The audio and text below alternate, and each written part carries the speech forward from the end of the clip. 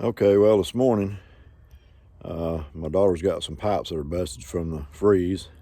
So since she finally got her power on early this morning, but she wants to try to fix it herself. So I'm doing a messenger tutorial on plumbing. So it inspired me today on a video to do for today on just some basic plumbing for homeowners. So I grab my box right here and I'll show you something.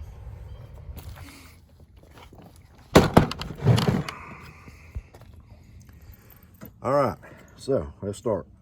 Keep in mind, you're probably going to hear turkeys and chickens and maybe goats and all kinds of stuff because that's what happens out here. But anyway, it's my little plumbing box. I just keep odd and stuff in here for little jobs I do. But for a new homeowner that, maybe you don't know anything about plumbing, maybe this will be something to help you out, especially during like this past ice storm we've had. Sometimes it's just a quick fix and plumbers are all pretty much booked up, and a lot of stuff you can do yourself. So right off the bat, I'll say get you a good tape measure. Tape measure comes in handy many times for many things, but it'll come in handy for that. So let's open this up here. Again, this is just my work box. It has a lot of odd and end stuff in it, leftover stuff from last jobs. I may not have everything I want to talk about in here. I may or may not, I don't know. But my daughter's going through this morning, and I'm kind of giving her a messenger tutorial. She's wanting to do it herself, and so I'm teaching her. So anyway, for most of when it comes to basic PVC, CPVC, your plumbing in your house, basically you want this right here would be your CPVC. CPVC is always recognizable because it has a tan. It's a tan color. If you look at these, here's a T. This is a coupling. This is what you use just to join one section of the line to another. If you need to extend or cut out a section just to make a patch, coupling, T. They come in all various different types. Here's a 45-degree elbow. CPVC is going to be for your hot water lines. Your hot water lines generally use CPVC lines fittings. These are 3/4. If you'll look, you want to double check your fittings. Most of the fittings will generally say, they'll have them kind of imprinted into the mold, 3/4 inch. Right there it says 3/4. 3/4 and 1/2 inch is usually your go-tos for most lines. Let's see, there's an old piece of 1/2 inch. You see it's a little bit smaller. Sometimes you have the labels on there from the store, it says 1/2 inch T. But generally they'll always have it in the mold itself. They'll have it on there. So this is your CPVC. And that's generally for your hot water lines. You got to have CPVC to withstand the heat. The other thing is your PVC. I'm not sure how much PVC I have in here. I don't do a whole lot of that, but all right, here's one. PVC is always recognizable because it's white in your regular household plumbing fittings. There's also waste fittings and such as that, but for your actual water plumbing, your drinkable water is going to be generally in CPVC and PVC. I've got one fitting here, it looks like. Anyway, same thing. They come in the same ways. They'll be in 90s. They'll have couplings, 45s. You'll have T's. Sometimes you have T's with different types of adapters, and they do make reducers that you can reduce down from one size to another. But that's your basic PVC fitting. When it comes to repairing stuff, these right here, just on an off thing, this is called a PEX fitting.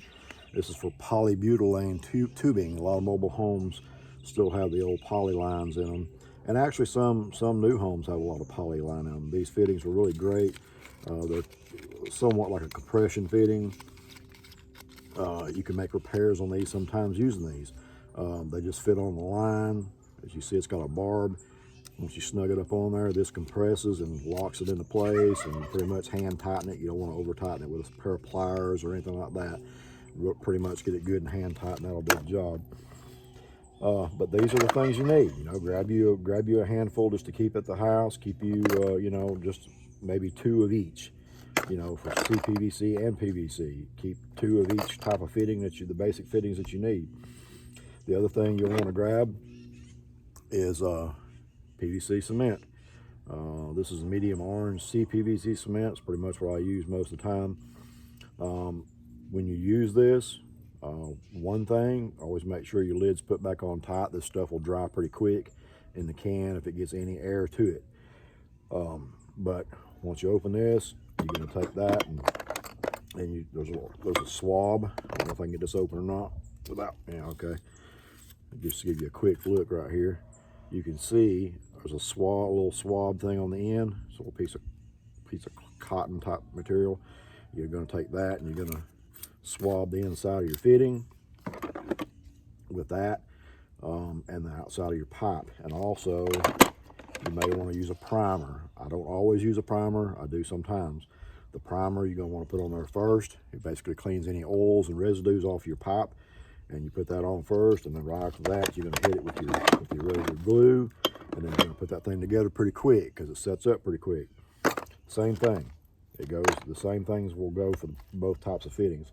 The other thing you're going to want to grab is a good pipe cutter. This is kind of a ratcheting type. You're going to open it up, put it over your pipe, and you ratchet it, and it'll slice right through your piece of pipe. Another extra thing I always keep on hand is this little hacksaw. I've also got a regular full-size hacksaw, but these little hacksaws like this come in handy for tight areas that you can't get to. You can get in there or like up, this will not fit up close. It'll only go so far up to a fitting. So if you really need to get close to that fitting, then these come in handy because you can get this right up to it like that. But a good hacksaw, good pair of cutters. I also keep a cable saw. This is a cable saw, what they call a cable saw. This is really good for tight areas too. You just wrap it around the pipe, work it back and forth and saw it. You got to keep the momentum going though, because this will actually heat the plastic. That's what cuts it, it's friction. So when it cuts the plastic will want to glue itself back together, so you have to keep that going. It's kind of a pain, but it does work in a pinch. But that's pretty much the basics. It's not really hard. Again, there's probably other tutorials on YouTube. I'm sure they'll teach you more. This CPVC fitting here, if you notice, it's got a washer inside. I use these for hot water heaters. It's got a little washer in there that'll screw on top of your fitting for your hot water heater, and then you glue the rest of your lines in. Also, Teflon tape. Teflon tape, I'll usually do my fittings, any threaded fittings, I'll go ahead and hit them with Teflon tape. Teflon tape, just on an extra note on the side. It's really thin. You want to run it with the direction of your thread. You want to run that thing with the direction of your thread, so that when you thread your piece on, you're going with the thread and it doesn't ball the Teflon tape up. You want to keep it smooth. But anyway, that's all there is to it. You know, this is a good thing to keep on hand, just for these emergencies. Sometimes when you have ice storms and power outages, you know, it may be on a larger scale in your town. Your plumbers may not be able to get to you very quick, and sometimes it's just a simple fix. The line could have frozen. Keep in mind that if a line freezes, lots of times the main part of the pipe sometimes will split long ways. That's generally what they do if they freeze. They'll split long ways. So you may have to cut back far enough to make that connection back, which means, of course, you'll have to also get a stick of pipe. Most hardware stores, you can go in and ask for either your CPVC or your PVC, and you can have them cut it. If you only need, you know, you can get them cut a 2-foot piece, a 4-foot piece. CPVC generally comes in a full stick of 10 foot. PVC comes in a stick of 20 foot. And lots of times you're not going to be able to get that on your vehicle. So just go in and ask them for a section so big. Whatever you don't use, put it up in your garage or your utility building, whatever, to keep for extra stock for later on. Sometimes I do use a fine grit sandpaper to clean up fittings sometimes, especially like I do some commercial stuff, old restaurants and stuff, and sometimes their fittings in there are really caked up a lot of grime and stuff on them, and sometimes you just need to make a quick fix, and I'll clean that with that sandpaper, and then I'll hit it with the primer and put that on. But that's just the basics of it. It's really not that hard, and it's something that could get you by and save you a lot of money. Plumbers generally charge a decent amount, and again, during a disaster of some type, like an ice storm we just went through, they could be really backed up, and it could be a week or two before they get to you. This could be a simple thing. Put your little stock of things together, keep it in your garage, and chances are it's a fix that you can do yourself. Make sure you cut your main water off before you do it, and always let your glue set. Once you get everything fitted together really well, you want to make sure also when you put your pipe in, if you'll see there's a stopping point in there, you really want to measure that and get that as close to that as possible. You want to make sure that pipe is up in there really good and in position before the glue starts setting, and it will start setting quick. Once you get that, give your glue, generally, if you'll read your container, it'll tell you, but I usually give it about 30 minutes before I hit it with pressure. And before you turn your water back on, I would advise to go in your house and turn on a couple faucets, maybe your shower, after you've waited the 30 minutes, and then ease your water on a little at a time. It can create what they call a water hammer, and that impact of that pressure can hit and take your line right back out. Then you got to start all over again. Anyway, give yourself about 30 minutes of set time.